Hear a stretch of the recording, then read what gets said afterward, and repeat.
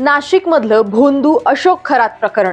दररोज नवे खुलासे आणि प्रत्येक खुलासा आधीपेक्षा अधिकच धक्कादायक. आता या प्रकरणात समोर आली आहे अशी माहिती ज्यामुळे फक्त पोलीसच नाही तर सर्वसामान्य लोक सुद्धा हैराण झालेले आहेत.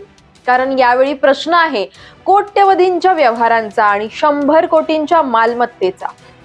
खरातचा चार्टर्ड अकाउंटंट प्रकाश होपळे, ज्याचं नाव कदाचित याआधी कुणालाच ठाऊक सुद्धा नव्हतं, पण आता त्याच नावावर उघड झाली आहे पुण्यातल्या कोरेगाव पार्क सारख्या महागड्या भागातले मालमत्ता. होय, 2024 मध्ये तब्बल 18 रो हाऊस आणि 49 गुंठे जमीन खरेदी. कागदोपत्री किंमत जवळपास 20 कोटी, पण बाजारभाव 100 कोटींपेक्षा जास्त. मग प्रश्न उभा राहतो की एका सीए कडे एवढा पैसा आला तरी कुठून? आणि फक्त गुंतवणूक आहे ही की काळा पैसा पांढरा करण्याचा खेळ आहे? तपास यंत्रणांच्या हाती लागलेल्या काही पुराव्यांनुसार पुण्यातल्या कोरेगाव पार्कमध्ये 18 रो हाऊस आणि नाशिक परिसरात मोठ्या प्रमाणावर जमीन खरेदी झालेली आहे. हे सगळं जाळं फक्त योगायोग आहे का, की यामागे आहे अशोक खरातचं काही मोठं आर्थिक नेटवर्क? हाही प्रश्न उपस्थित होतो. शिवनिका ट्रस्ट आणि इतर माध्यमातून जमा झालेला पैसा तो या मालमत्तांमध्ये वळवला गेलाय का?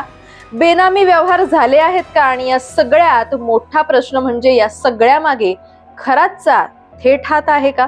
या प्रकरणानिमित्त तर हे प्रश्न निर्माण होतातच, पण खरातच्या कारनाम्यांचं दुसरं रूपही समोर आलंय. तंत्रमंत्रांच्या नावाखाली लोकांची फसवणूक आणि त्यासाठी एका भेटीसाठी तब्बल 5 लाख रुपये फी.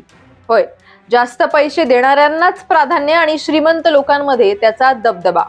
आणि आता सर्वात मोठी धक्कादायक गोष्ट म्हणजे अशोक खरातची एकूण संपत्ती सुमारे 2000 कोटी रुपये. सिन्नरमधील शेकडो एकर जमीन, शिर्डी, काकडी, पाथर्डी सगळीकडे पसरलेलं हे साम्राज्य आहे. पण ही फक्त सुरुवात आहे का?